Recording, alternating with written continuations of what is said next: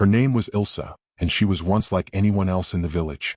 She had been a kind woman, with long black hair and warm eyes that crinkled when she smiled. The village remembered her that way, before the forest had taken hold of her. Back when she still lived among them, laughed with them, shared stories at the tavern, and bought bread from the baker each morning. But that was a long time ago, before she had begun to disappear into the woods. It started innocently enough. Ilsa would take walks through the forest like many of the villagers did. The woods surrounded the small town like a thick, protective wall, ancient trees towering overhead, their branches interwoven in a way that blocked out the sun even on the brightest days. Most villagers kept to the paths, wary of wandering too deep into the forest's heart. There were old stories about what lurked in the shadows, about creatures and spirits that called the woods their home. But no one had seen anything for generations, and those stories had faded into the background the way old fears always do. At first, Ilsa's walks were no cause for concern. She was known to be curious, drawn to the quiet peace of nature. She often spoke about the beauty she found in the forest, the moss-covered stones, the sounds of birds singing overhead, the way the light filtered through the leaves like gold dust. But as time passed, her visits to the woods became more frequent. She stayed longer each time, sometimes not returning until after sunset, her clothes stained with dirt and her hands scraped from climbing trees or picking wild berries. The villagers began to notice a change in her. Her warm smiles became rare, replaced by a faraway look in her eyes, as though she were seeing something no one else could. When she spoke, it was often in whispers, her words disjointed, rambling about the forest in ways that made people uncomfortable. She spoke of voices in the trees, whispers in the wind, of something ancient and alive within the woods that called to her. Most people brushed it off as eccentricity. Ilsa had always been a bit of a dreamer, but the more she talked, the less sense she seemed to make. The first real incident happened on a market day. It was a warm spring afternoon, the village square bustling with life. Children ran between the stalls, laughter filling the air as merchants called out to passers-by, peddling their wares. Ilsa had returned from the forest just that morning, her face pale and her hair tangled with leaves. She moved through the crowd like a ghost, her eyes wide and unblinking, her hands clutched tight around something hidden in the folds of her cloak. No one approached her at first. People had grown wary of her by then.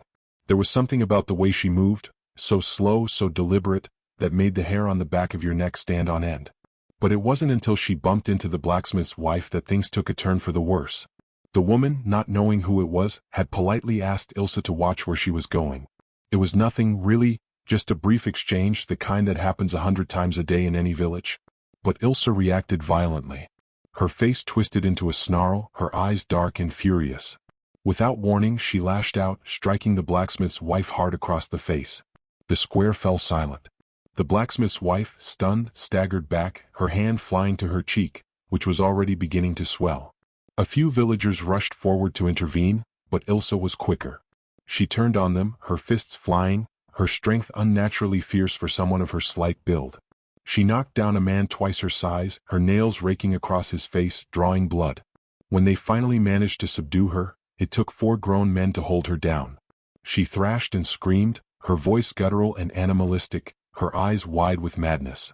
That was the day the village truly began to fear Ilsa. After that, she became more and more unpredictable.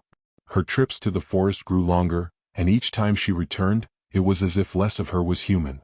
She no longer spoke to anyone except in cryptic, unsettling phrases.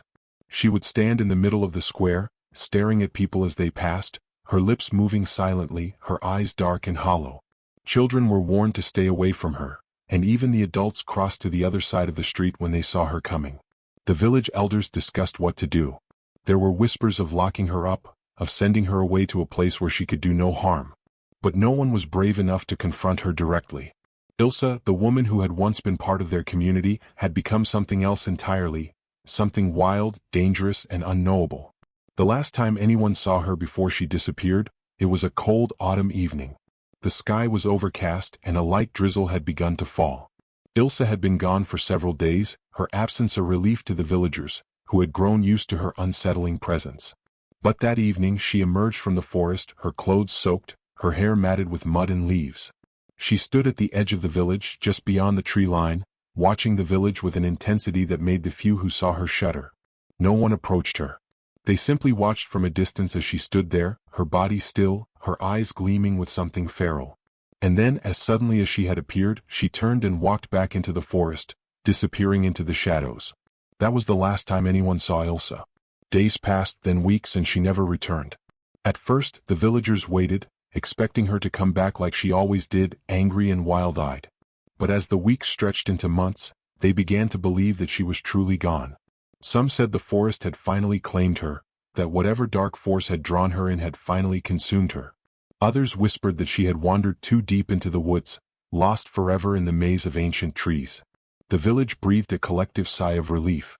Ilsa was gone, and with her, the fear that had gripped them. The children played in the streets again, and the merchants no longer looked over their shoulders as they set up their stalls in the square. Life returned to normal, or as normal as it could be after what had happened. But there were still those who didn't believe she was truly gone. They spoke in hushed tones about the forest, about the way the trees seemed darker than they had before, the way the wind carried strange whispers late at night. And they couldn't shake the feeling that Ilsa was still out there, somewhere, watching, waiting. The forest had taken her once. What was to stop it from sending her back? And so, while the village resumed its daily life, there was always that lingering fear, that shadow on the edge of their thoughts. Because Ilsa had gone into the forest, and the forest never gave anything back without a price. The village may have returned to its uneasy calm, but for two brothers, Elias and Jacob, the mystery of Ilsa's disappearance lingered like a ghost. Both boys, sons of a woodcutter, had grown up with the tales of the forest, stories passed down from their father about strange lights seen between the trees at night and voices carried on the wind that didn't belong to any living soul. To them, Ilsa's descent into madness, her aggression, and her eventual disappearance into the woods was more than just a cautionary tale. It was a challenge. Elias, the older of the two, was 20, broad-shouldered and quick to laugh, though his laughter had taken on a nervous edge since Ilsa's disappearance. Jacob, just 17, was thinner and quieter, but his curiosity burned even brighter than his brother's. For weeks, the two had spoken in secret about what might have happened to Ilsa, about the possibility that she was still alive somewhere in the depths of the forest. Jacob was convinced there was more to the story.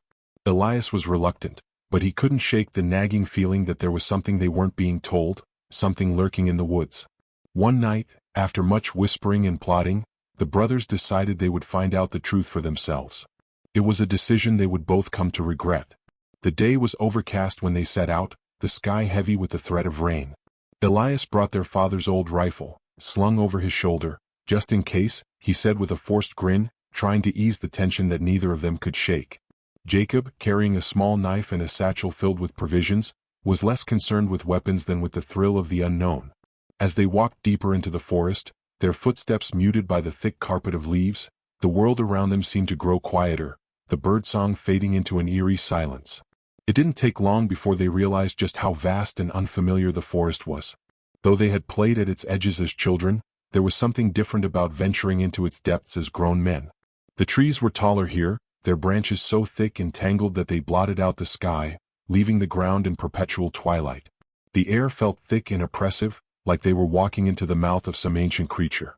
They searched for hours, calling out Ilsa's name into the shadows, though neither of them truly expected an answer. The forest gave them nothing but silence, broken only by the occasional snap of a twig underfoot or the distant rustle of leaves. But there was something else too, something neither of them could quite place. A presence just beyond the edge of their awareness, like the feeling of being watched by something you couldn't see. It was Jacob who noticed it first.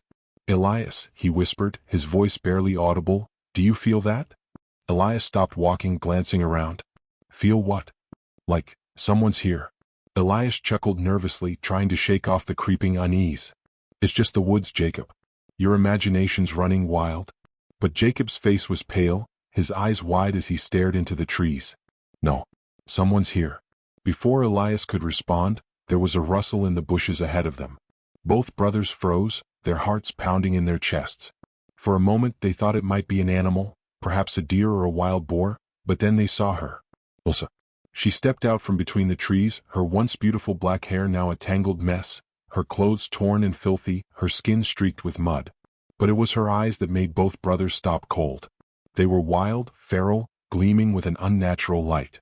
Her lips were curled back in a snarl, and her hands were clenched into claws at her sides. She looked like a creature torn from the earth, something primal and untamed.